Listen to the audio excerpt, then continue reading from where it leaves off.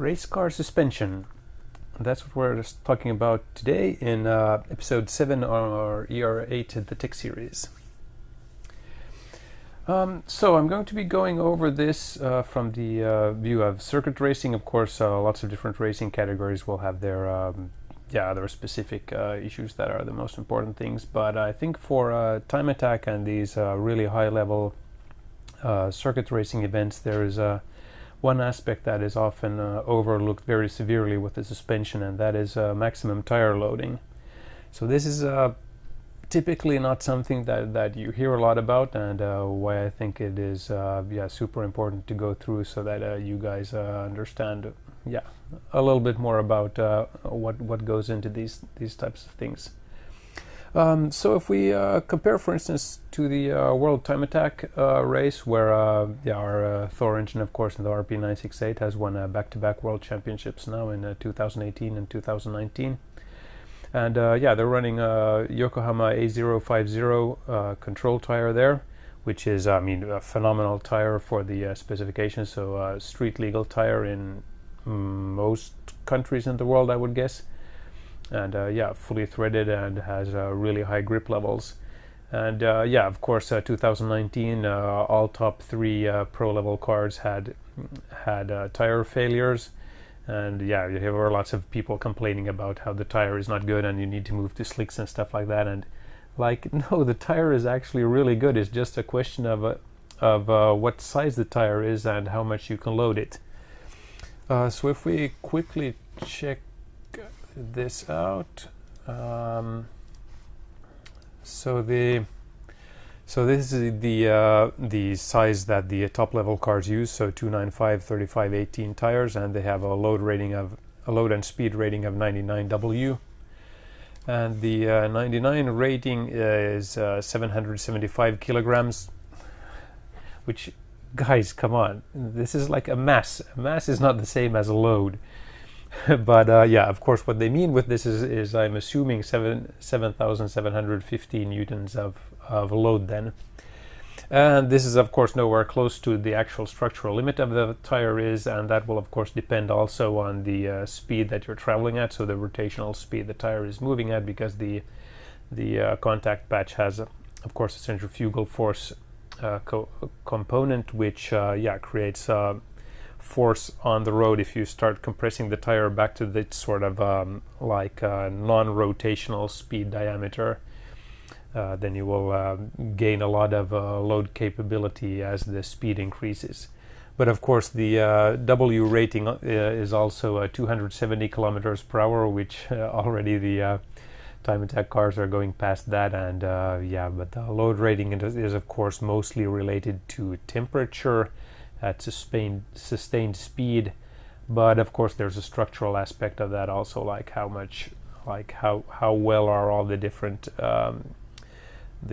components of the tire, so the rubber section and the threaded section, and there's probably some intermediary. I'm not that super familiar with how the tires are internally made and how those different pieces are stuck together, but there are multiple different layers there, and they need to be attached to each other, of course. So let's look at some simulation loads. So this is at what we are looking at for maximum load capability for our er8 car. So this would be the right rear tire in the turn 1, or kink 1 as the RP968 team calls it, because they take that flat. So this is a simplified load because there's no side load here, because that complicates the tire movement quite a lot. But we have about 17,000 newtons load now, so that's quite a lot more than the 7,000 that Yokohama state as the maximum load. But that's a static load probably when the car is stationary, and that doesn't take the rotational aspects into consideration at all. So this is about suspension, but I'm talking about tires, so bear with me because I'm going to get to that. So the main problem here, this is the tire cross section with the road section underneath here, and this light or gray color here is the unloaded tire. And the problem you come up with is that this sidewall section here starts folding over really heavily, and of course the smaller the radius there, the bigger problems you're going to have, and then you get into problems with the outer section here starting to crack, or then you can have issues on the inner side also. So because the tire is composed of this fiber mesh thing, which is steel fiber or composite, I'm not really sure what material they use in the 050 tire, but anyway, those are not very good for compression unless you have a stiff matrix material to hold the fibers in place. And of course, with the tire that you need a high compliance and flex in, you can't really have a sort of stiff matrix there, so there needs to be some kind of movement in the matrix material which allows the fibers to move around a little bit. And then when you start having high compression loads for those fibers, then they will start folding over and start breaking. So you can have a breakage both on the inner side here on the rear wheel, and so this is with a 1.5 degree camber also, so you have a higher angle here on the typically would be the inside of the tire than on the outside. And then of course the other problem is this outer section here, when you have a high tensile load again, then you can start seeing fatigue issues with the outer section of the tire coming apart there. Once you start getting a cracking or something like that in the compound, then of course you can very easily separate these layers from each other, because again it's not possible. I mean, you hear people complaining that the tires are not good quality or whatever. Like, no, that's not the issue. The tires are really good for what they do. It's just a question of the dimensions of the tire. And if you start making like these sidewalls really stiff, then this load distribution here, you just end up loading like the outer edge of the tire, and you have almost no load on the center section there. And that is again also really bad, both for temperature and for traction ability. Because if you have an uneven loaded tire, you will be building up temperature much more in the sections that are higher loaded, and the sections that are lower have a lower loading on them. Those basically end up doing very little there.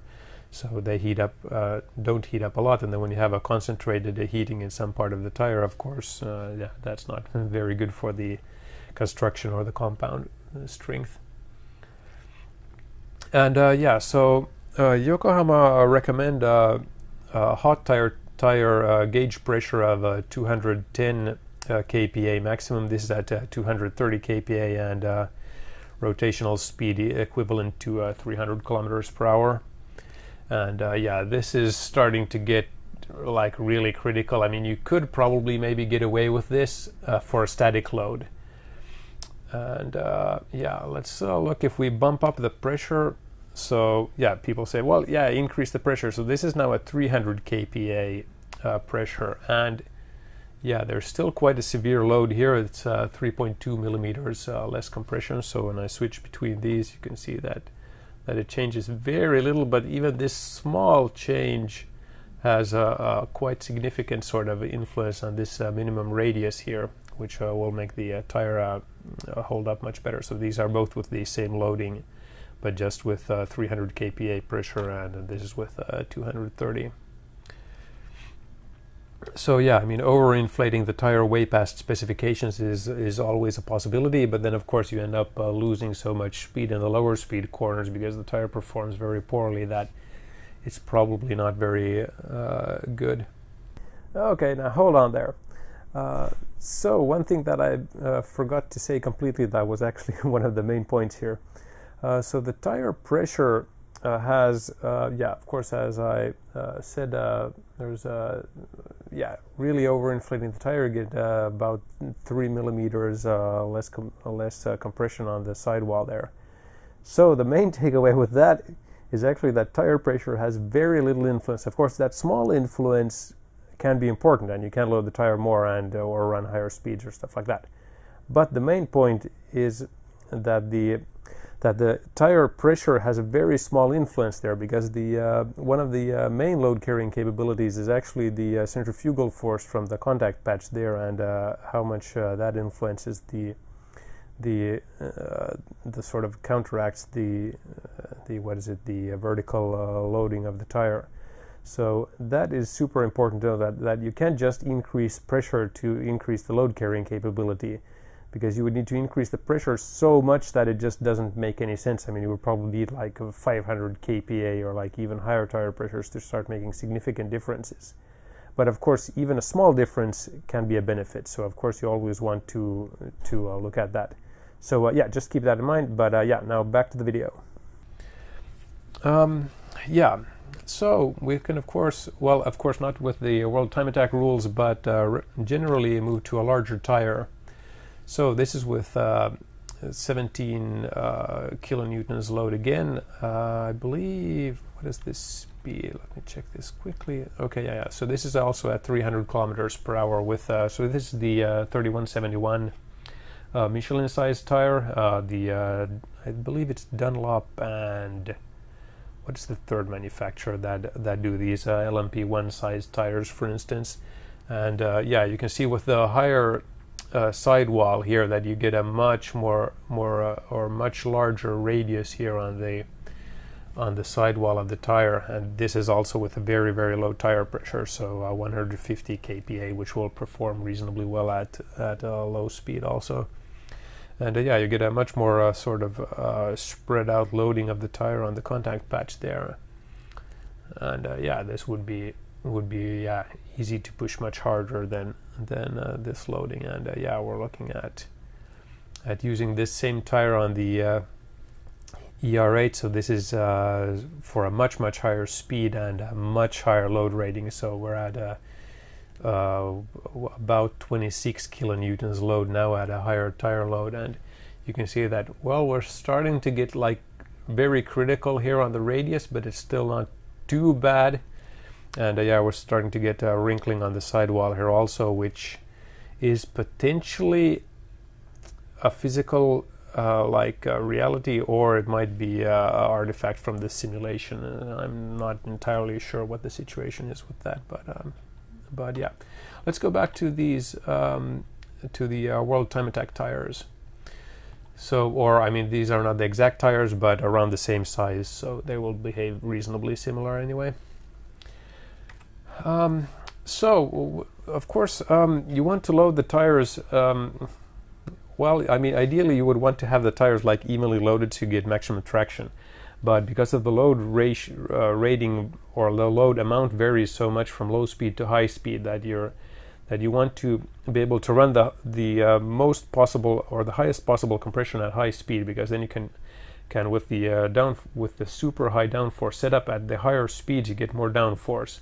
So if you can load your tires harder, then that means you can run the car faster. So for instance, the RP968 at 2019, they had basically unlimited power from a Thor engine. They didn't use full power that they had, their turbo setup even was capable of on the car during the whole event, because running at higher speeds means producing more downforce, and that compresses the tires and the suspension further. And yeah, then of course also you run into a problem with the suspension, that the more you compress the suspension, you basically end up needing to run very stiff springs on the car, which again is not really something that is feasible, because if you want, of course you want to run reasonably soft suspension so that you don't end up bouncing on the tires, because if you end up with this oscillation issue that they had for instance on the MC Hammer car, then yeah, that is going to limit your speed. I believe that was in 2018 maybe. I think they solved that problem for 2019. I'm not really sure, but yeah, so if you run the suspension very stiff, then that means that you have a high mass on the car and no sort of movement or damping between the high mass of the car and the tire. And the tire of course has some kind of a stiffness and also some kind of damping value, but the damping value of the tire is very low, so then you can very easily like end up bouncing on the tire. And yeah, you need to have a suspension system that is soft enough so that it will move in relation to the tire enough so that the dampers can dampen out those oscillations, so that you end up bouncing on the tire basically. That is both very bad for traction and thereby speed, but also very bad for the tire life. And suspension really comes down to getting the most out of your tire anyway, so you can't really talk about tires and suspension separately. They are very, very interlinked. Of course, most things in a race car are anyway. But yeah, this is one of those things that is very highly interlinked. So one of the interesting questions then about this situation is what happens when you hit bumps and stuff like that, and how the suspension stiffness affects that. So again, if you have a very stiff suspension and you're already at like a maximum compression here. So this is with from hub center to contact patch, or basically the infinitely stiff road surface here that is modeled as is 30 centimeters exactly. And yeah, even with here, this is a 3.2 millimeter increase already. We have a much better radius here. So yeah, if you hit so if you're running at this height and you hit a 3 millimeter high bump in the road, then basically you end up compressing the tire a lot more. So if you go 3 millimeters further, then basically the tire is going to be like completely destroyed by that point. So yeah, you really want to be able to have the tire move as much as possible. So you want to run a soft suspension, so you don't want to be on bump stops or on bump rubbers or need to tune these a lot, because that means that the suspension is effectively very stiff. And of course, running that kind of a progressive suspension means you need active dampers, and of course, yeah, that's tractive suspension, for instance, has a really good setup for that, that they're running on the RP968, for instance. But that only helps with the oscillation issue, and of course, still, if you have too stiff of a suspension, you will still end up oscillating on the tires anyway. So yeah, it only helps a little bit. But to push things even further, you really need some kind of active component in there. So either active ride height control or active suspension. And yeah, we'll have to see how that goes. I mean, for our er8, we have active ride height control on that. So we basically have a RAM system that adjusts the chassis side of the damper setup completely. And that is also a dual way setup. So you see like some types of systems where you have a hydraulic ram to adjust the damper mounting point on the chassis side, and that's really bad, because then typically you will have only damping in one direction, because in the other direction you will have a damper with just air pressure basically, and once you go like below zero, there's nothing there, so then you have zero damping in one direction, but you can damp in the other direction, and that is really bad for car handling, so that's not a possibility. But the setup we have for our er8 is basically using a hydraulic ram for the spring only, and having the damper rigidly mounted. And that of course means having components that weigh more, because the damper needs to be much longer, and we need to run a really long spring also, so that there is enough load carrying capability there while running a soft enough spring. And then we need to have the ram there basically to compensate the ride height that would otherwise get compressed too much, and the car sort of height variability would be too large. And that's the basically easy way to do that. We're running the control for that from our XM's control system. That is yeah, basically controlling the engine, gearbox and suspension completely from a single unit. And yeah, I think that's by far the easiest way to diagnose that. If we would need to do a separate control unit or something, then the workload would be just way too big for us to manage currently with our, I mean, without it being a customer project, of course. Yeah, so there are ways to get more performance out of these tires, or basically be able to run it at closer to its absolute load limit, and be able to run that without like going over the load limit. So if you have like a dynamic load limit or an absolute load limit that is like at any point on the track, and if you have like dynamic events that vary that quite a lot, then of course your static load needs to be much lower, and that means going slower and stuff like that, and that's of course not what we want to do. We want to get the maximum performance possible. But of course, yeah, moving to a full active suspension would be even better, but we'll see what happens with that. But yeah, so this is how this tire and suspension stuff and what the innovations are relative to our er8 project, and how that relates to a specific use case for circuit racing use where there's a tire limit, and well, even if there isn't a tire limit, when you get into these kind of situations, it's still something that needs to be taken into account. Is super important. Yeah, I think that was pretty much it for this sort of shorter, more compact version with trying to do a variant with less sort of equations and stuff. I think I've gone through most of that already, so you guys understand how important that is, and to really figure out the values and do the simulations and stuff like that. So if you spend 1 week doing simulations and that saves you 1 day testing, then you're already winning, because 1 day of testing costs way much more than 1 week of doing simulations. So yeah, do your math, guys, and figure stuff out and understand how things work. I'm Oskar from Elmer Racing, and this was episode 7 suspension of our er8 the Tech series. See you guys in the next one. Bye.